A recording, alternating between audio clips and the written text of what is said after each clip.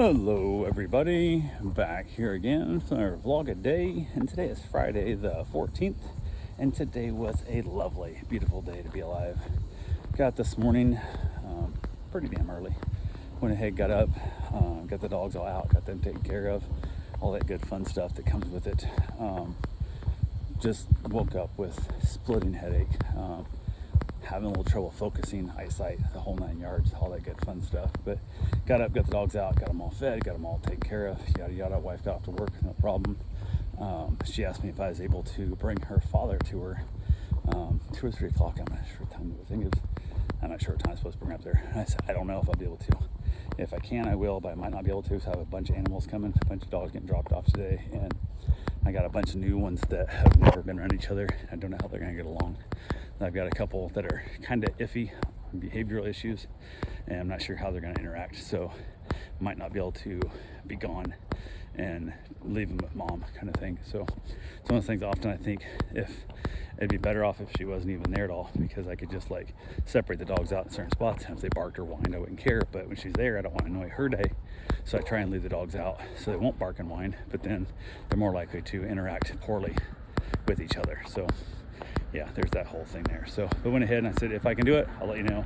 If not, I'll let you know that as well. But as of right now, plan on me not bringing your father to you. And she said, okay, I understand completely. And I asked, I said, why wouldn't I just be taken to the doctor anyway?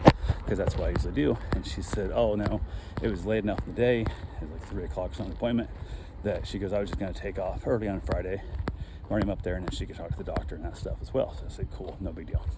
So with that all going down early on, I went ahead, got down with all the dogs and stuff, got them all separate before I got the new ones coming. Ran up to New Smyrna real quick to basically feed the cats. Got them all taken care of, for the ducks, all the good fun stuff. And then from there, I ran over real quick to Pinch a Penny and had my water tested. Found out I needed more chlorine, needed stabilizer, needed a bunch of stuff. So got a bunch of stuff that I needed. I think it's the owner of the shop was there. He had much better information than the kid that I talked to the first time, who could have sold me a lot of extra stuff, but it is what it is. So yeah, I went ahead and bought everything he recommended. Told me the little printout told me how much stuff I had to put in each one, all that good fun stuff with it. So, and I'm willing to shop locally if I can get decent help like that. I have no problem at all. The first kid, not impressed with at all, but this guy much more helpful, so much more knowledgeable in the process. But went ahead and got back, started putting all the chemicals in. And one of the things they recommend, the Stallion Post mix, you're supposed to drop into your skimmer, because it just basically dissolves itself down. Actually, it's caught, especially the sand filter gets caught in the filter a little bit, and it'll dissolve out over time too. But I don't have a skimmer, so I just had to mix it up in a bucket. I was mixing it, stirring it, and whatever, and it was taking a long time to dissolve down. So I said, well, the hell with this. So I actually dumped it and had the water and stuff turned up. It wasn't dissolving out, so I'll just hang it from some pool noodles in my pool, let the bucket hang down. So then every little bit, half an hour or so, maybe an hour, whatever it was, I'd go over, I'd tilt the bucket out a little bit, and then once I'd basically tilt the bucket back up, fill it with water, I'd stir it up real good again, and then I'd let it float, let it soak for another half an hour to an hour. Then I'd go over and dump it out, stir it up, fill it back up. Did that until it was basically all dissolved out, except for one big chunk in the corner, which apparently I wasn't dissolving. It wasn't stirring good enough. So I popped it out of the bucket. It took a bit. I got it out of the bucket, and it was like a rectangular bucket, not a round, like Homer bucket. And went ahead and chucked that on top of the skimmer net, let it float in the water so it dissolved out right by the filter where it comes out. So it dissolved out really well. And within an hour, the pool's crystal clear. Beautiful clear water. I was happy with it. So, but with the much stuff I put in it, we're not supposed to be in it for 12 hours, 24 hours. So I set the filter on run, full speed, the whole time, and let it go. Proceeded to get some dogs dropped off. Dogs were all getting along good. Everybody was happy. Everybody was getting along well. So I reached out to my wife and said, hey, I can bring your father to you, so it will not be a problem. Dogs are doing fine. So I went ahead and basically hung out there a little bit, took her dad over, actually took the vet, grabbed him real quick, took him up to her, dropped him off at work, and texted, hey, we're on the way, which is a little bit early, and then texted again and said, hey, I'm here, and then didn't get an answer. I called, and still no answer. I'm like, that's not like her. She knows I'm a little early. I'm about, I don't know, maybe 15 minutes or so earlier than I was supposed to drop him off by, but I'm like, I better be early than late. So went ahead and I just stuck him in the car and dropped him off in her car, started the car up, took the key ring off, so I had just the ignition key there for it, left it running the AC on for him full blast, and left and sent her a text that, hey, I left your dad in the car with the windows up, so that way he can't escape kind of scenario. So kind of laughed and joked about it in my mind, and then headed home. I wasn't very far from there and got a call from her and said she was in a very important meeting.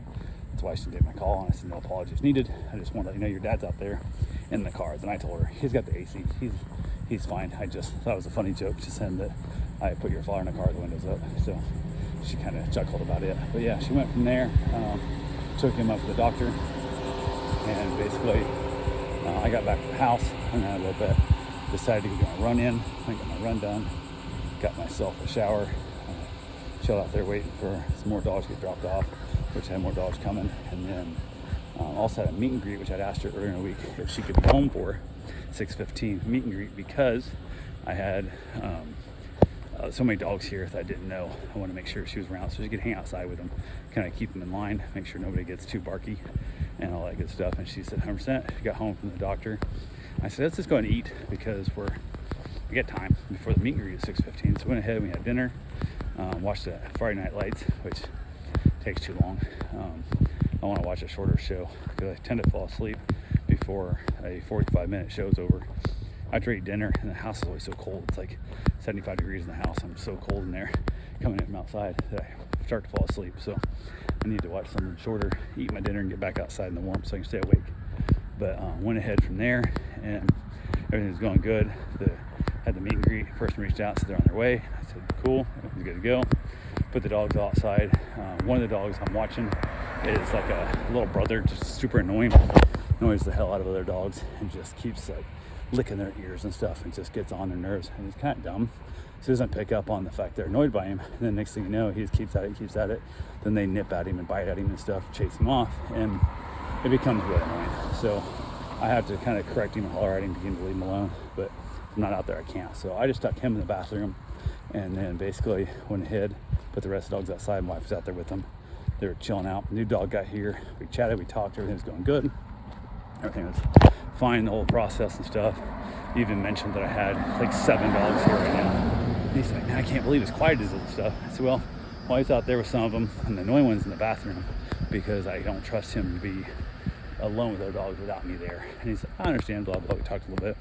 We got talking about the exact dates and times because he wants me to watch this dog the day after I get back from the Iowa trip. And in the process of talking about flight times, I'm like, my flight's the 14th, and he wants the dog watched on the 15th, and our flight's early, not like a red eye late at night.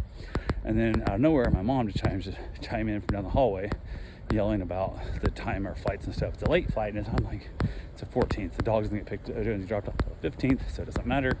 Back and forth, she keeps trying to correct me again, and I'm like, yes, I know, it's like 3 o'clock's our flight. Who gives a shit? Like, leave it alone. But it's gonna be that. I'm like, shut the hell up. And this guy gives a look to me, like, what the hell? Who is that? What's going on? Like, has this real weird, like, Jason Bateman guy, like Bates Motel freaking look of why is there somebody yelling from down the hallway type shit? Like, what's going on here kind of thing. And I was like, oh, you gotta be kidding me. So he leaves, everything's good to go. As I walk back in, Mom goes, I'm sorry, I didn't mean to be blah, blah, blah. I just thought you were getting the wrong information. So I wasn't getting the wrong information, and move on. So I said, that's why I don't want you talking to me during a meet and greet, because it comes off super fucking weird down the hallway. There's somebody eavesdropping our conversation. So basically I was doing a couple of things, got the dogs moved around, blah, blah, whatever. And then went down the hall to talk to her, and she's, I said, I'm sorry. And she's all throwing a fit. I'm like, I just don't want you talking to me when there's people here. Tell me after they leave if there's a mistake. I'll correct it later. I don't give a shit.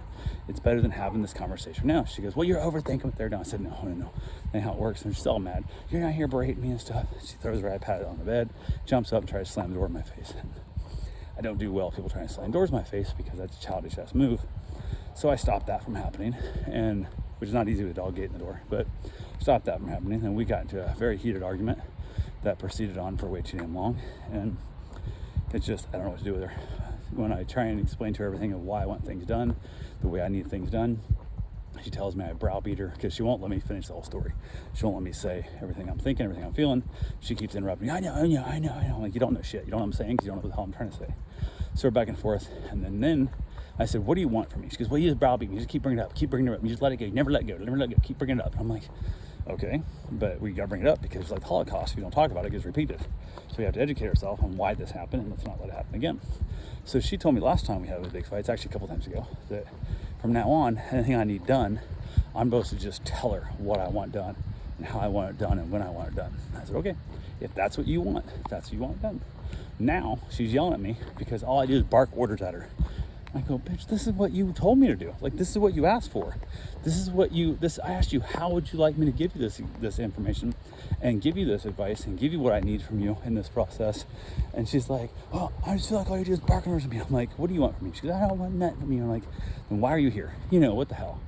Then she made some really bullshit ass threats and stuff that annoyed the fuck out of me. And so we ended on the fact that she's being a little baby and not talking to me.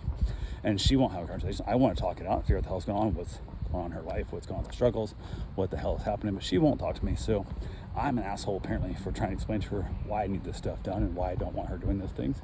And then I'm an asshole for just barking orders at her because she told me to bark orders at her. So no fucking clue. I have no idea what to do with her. Yeah, no idea. So I had that fun night. So my wife came, I went back in there and stuff. Now I got the dogs outside. I'm not supposed to be out there by themselves. So she went back out with the dogs. So we talked a little bit. She asked me what to do. I said, nothing. She was, I was going to come down the hallway and try and talk to you guys, but I didn't know if it'd make it worse. I said, it's fine. It's fine. I don't know what to do. So now I get to live with that stress. So apparently I'm an asshole who gives his mother a place to live and tries to give her a better life and all this kind of crap. But apparently I'm an asshole who just barks orders at her and treats her like shit and whatnot. So I don't know what the fuck I'm supposed to do with her. I have no idea what she wants. And she goes, what do you want from me? To slit my wrist? And I'm like, what the fuck? I don't know. I don't deal with people threatening suicide bullshit crap. It drives me fucking nuts. So I get to live with that stress and dealing with the father-in-law and everything else too. It's always fun. So anyway, that's all I got for right now. I will talk to you guys tomorrow. Have yourself a safe, wonderful day. Thanks for watching.